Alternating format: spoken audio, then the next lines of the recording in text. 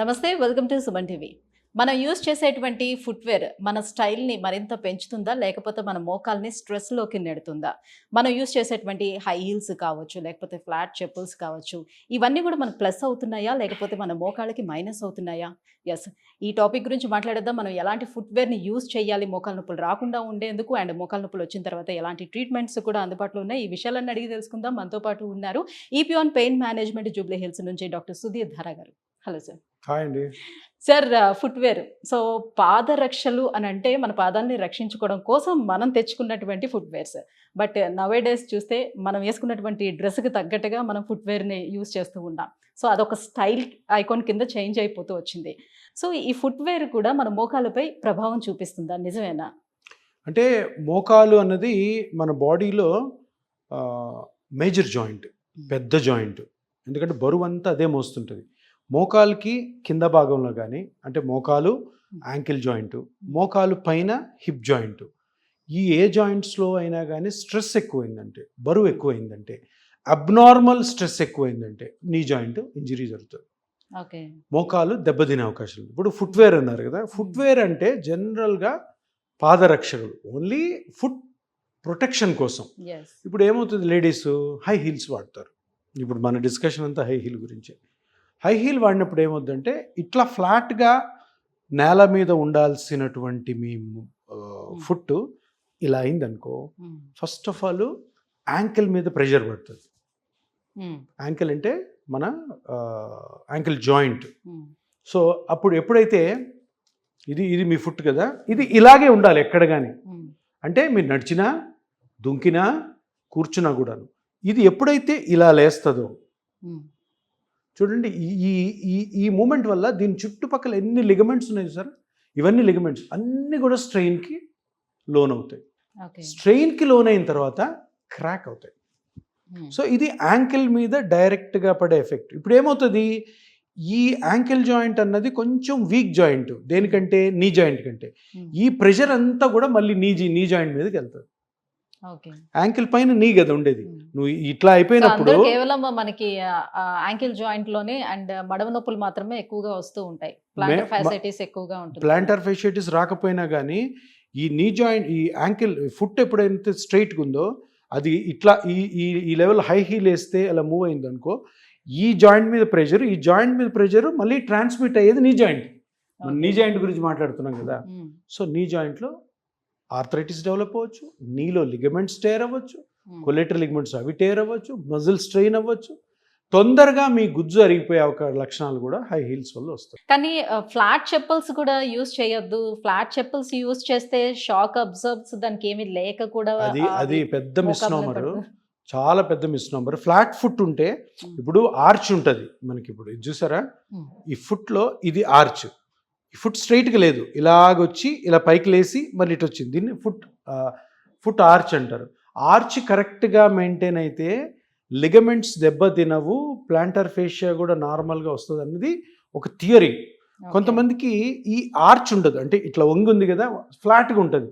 Flat foot ఉన్న వాళ్ళలో planter fasciitis కానీ యాంకిల్ ఆర్థరైటిస్ కానీ చాలా ఫాస్ట్గా వస్తుంది అన్నది థియరీ మటుకు. ఎందుకంటే చాలామందికి ఫ్లాట్ ఫుట్ ఉంటుంది, వాళ్ళకి ఎటువంటి ప్లాంటర్ ఫేషియటిస్ రాదు, యాంకిల్ ఆర్థరైటిస్ రాదు, బట్ ఛాన్సెస్ కొంచెం ఎక్కువ ఉంటాయంటారు. అది బేసికలీ ఆ ఫ్లాట్ ఫుట్ ఉందని మళ్ళీ వేరే కొత్త చెప్పులు వాడడము, వీటి వల్ల వేరే ప్రాబ్లమ్స్ వచ్చే అవకాశం ఉంది. నేను ఒక మంచి ఎగ్జాంపుల్ చెప్తాను. ఈ ఫుట్వేర్ మీద రాఫెల్ నాడల్ అని ఉన్నాడు, ఒక tennis player, famous tennis player, Spain నుంచి. అతనికి ఈ ఫుట్లో ఇక్కడ ఈ బోన్ ఏదన్నా ఒకటి పుట్టుకతోటే అబ్నార్మల్గా ఉంది.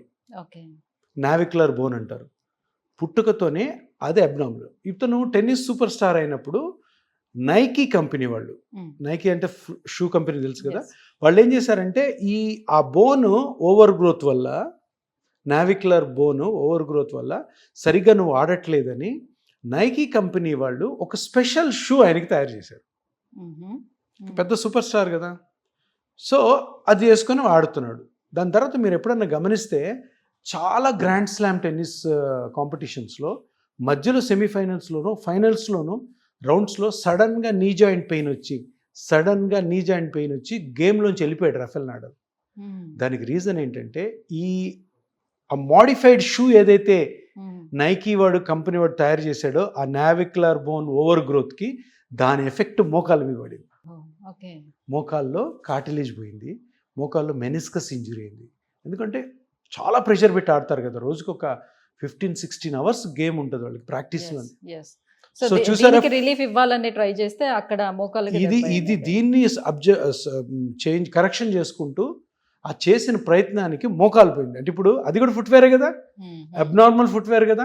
మామూలుగా అతను కానీ టెన్నిస్ ప్లేయర్ కాకపోయింటే, అతను నాలాగా డాక్టర్ మీలాగా జర్నలిస్ట్ అయింటే ప్రాబ్లమే ఉండేది కాదు, మామూలుగానే ఉండేవాడు, ఏం పెద్ద చెప్పులు మార్చాల్సిన అవసరం లేదు. ఇప్పుడు మార్చినందుకు ఆయన మోకాలు పోయి ఎన్నో గ్రాండ్ స్లామ్స్ మిస్ అయినాడు. ఇప్పుడు ఏకంగా రిటైర్ అయిపోయాడు.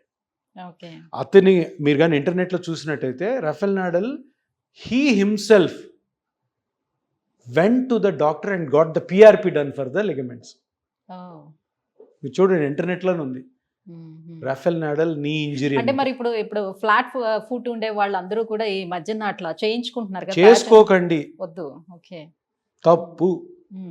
అంటే ఏదైనా పెయిన్ ఉంటే డాక్టర్కి చూపించుకోండి, ఫ్లాట్ ఫుట్ ఉన్నా లేకపోయినా. కానీ ఫ్లాట్ ఫుట్ ఉందని ఒక్క కారణంతో దానికి కొత్త కొత్త చెప్పులు వాడడము, పిచ్చి పిచ్చి చెప్పులు వాడడం, దానివల్ల గ్యారంటీగా దానివల్ల ప్రాబ్లం వస్తుంది.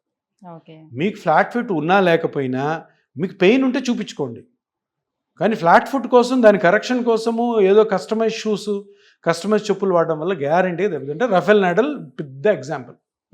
సో ఇప్పుడు మనం జిమ్కి వెళ్ళేటప్పుడు, స్పోర్ట్స్కి వెళ్ళేటప్పుడు, లేకపోతే నార్మల్గా ఇప్పుడు నడిచేటప్పుడు, ఆఫీస్కి వెళ్ళేటప్పుడు ఇలా రకరకాల ఫుట్వేర్స్ ప్రతిదానికి యూజ్ చేస్తూ ఉన్నాం, దేనికి ఒకటి వాడట్లేదు. ఎందుకు అలా అంటారు? అంత కమర్షియల్ అమ్మా, అంతే అంతే. దానివల్ల యూజ్ ఏముండదు.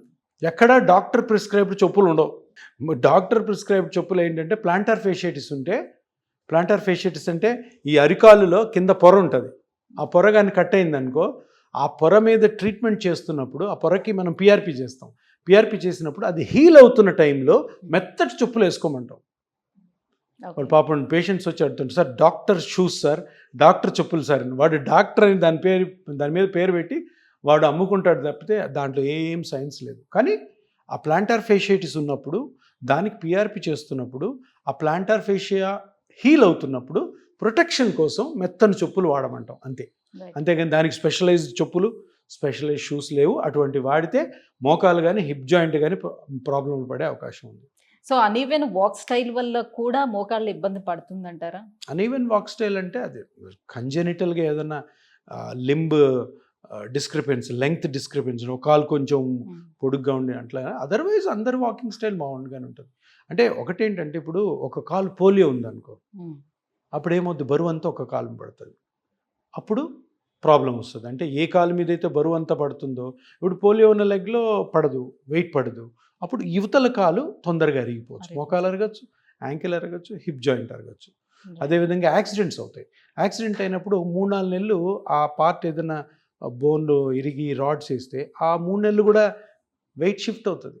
అప్పుడు ఈ నీ జాయింట్ అరిగిపోవడము, యాంకిల్ జాయింట్ దెబ్బతినడము ఇవి జరుగుతుంటాయి. అట్లాగా ఏదైనా డిస్క్రిపెన్సీ ఉంటే, 2 కాళ్ళలో తేడా ఏదైనా ఉంటే అవతల కాలు అరిగిపోవడము ఇవి జరుగుతుంటాయి. సో ఎర్లీ స్టేజ్లోనే మోకాళ్ళ నొప్పుల్ని ఏ రకంగా మనం తెలుసుకుంటాము? సో ఎర్లీ స్టేజ్లో కనుక వచ్చినట్లయితే తొందరగా ట్రీట్మెంట్ కూడా తీసుకోవడానికి అవకాశం ఉంటుంది కాబట్టి ఎలా తెలుసుకుంటాం? అంటే అదే ఇప్పుడు ఇంతకుముందు ఎర్లీ స్టేజెస్లో మోకాళ్ళ నొప్పి వస్తే ట్రీట్మెంట్ లేదు, ఓన్లీ పెయిన్ కిల్లర్స్, ఫిజియోథెరపీ, బాగా ముదిరిపోతే సర్జరీ చెప్పేవాళ్ళు. ఇప్పుడు అందరూ కనుక్కోవాల్సింది ఏంటంటే, ఇప్పుడు 35 years దాటే మీకు ఒకసారి నొప్పి వచ్చింది, మోకాళ్ళ నొప్పి, ఏదో ట్యాబ్లెట్ వేసుకున్నారు, ఏదో మసాజ్ చేయించుకున్నారు, ఆయింట్మెంట్ రాసుకున్నారు, సో తర్వాత కూడా తగ్గలేదంటే వెంటనే అందరు చేయాల్సింది ఏంటంటే ఒక స్కాన్ చేసుకోవాలి.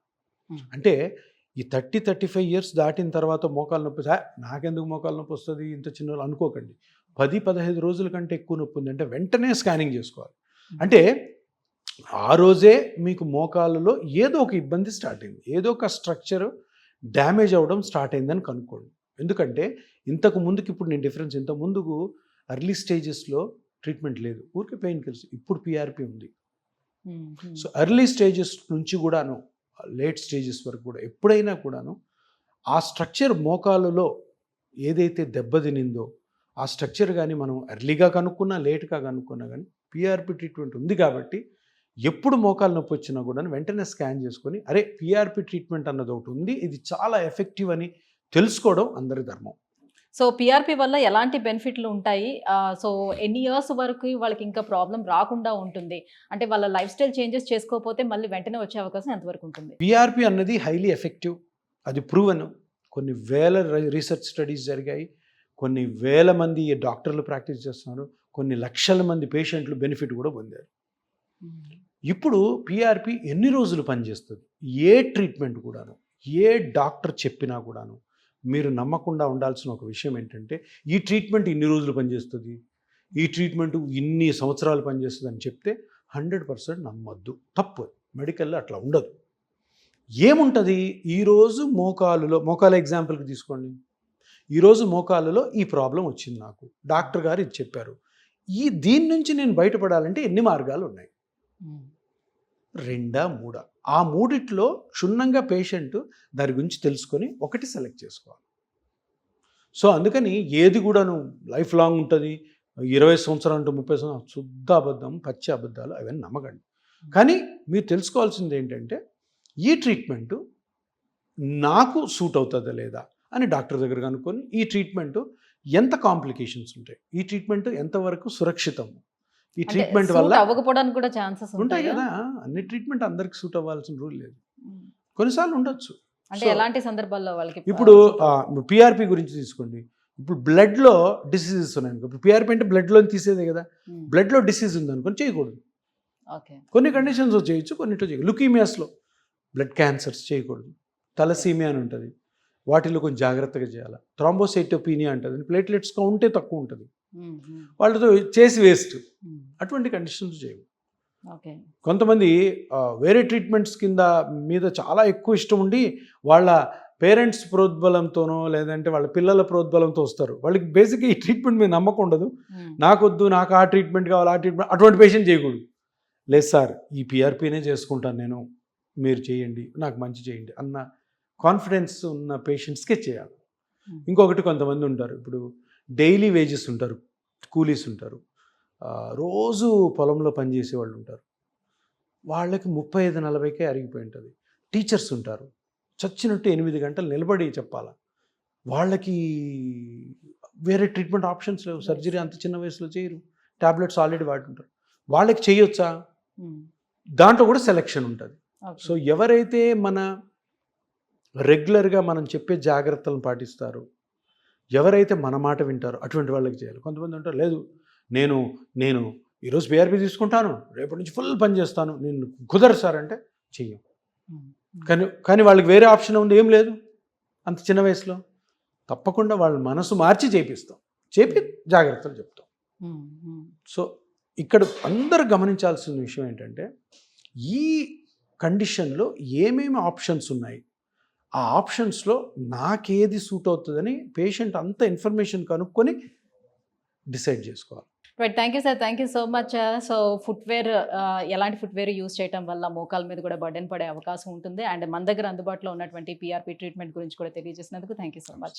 సో వ్యూవర్స్ చూస్తున్నారు కదా, సో నాట్ ఓన్లీ ఫుట్వేర్ అండి, సో మోకాల నొప్పులు అనేది ఇవాళ రేపు చాలా కామన్గా మారిపోయింది. ఫస్ట్ ఆఫ్ ఆల్ ఏంటంటే మన నాన్ సర్జికల్ వేస్ ఏమున్నాయనేది కూడా ఒకసారి సర్చ్ చేసుకొని చూసుకోవాలి. అందులో భాగంగానే పిఆర్పి అనేది ఇప్పుడు చాలా మందికి అందుబాటులో ఉన్నటువంటి ట్రీట్మెంట్, చాలా మంచి ట్రీట్మెంట్గా అందరికీ తెలుస్తూ వస్తుంది. సో మీలో ఎవరైనా ఒకవేళ మోకాల నొప్పులతో బాధపడుతున్నట్లయితే ఫస్ట్ ఆప్షన్గా సో ఈ పిఆర్పి ట్రీట్మెంట్ని ఒకసారి ట్రై చేయొచ్చు. సో కింద స్క్రోల్ అవుతున్నటువంటి నెంబర్లకి కాల్ చేయండి, ఈపియోన్ పెయిన్ మేనేజ్మెంట్ని ఒకసారి అప్రోచ్ అవ్వండి. Thank you.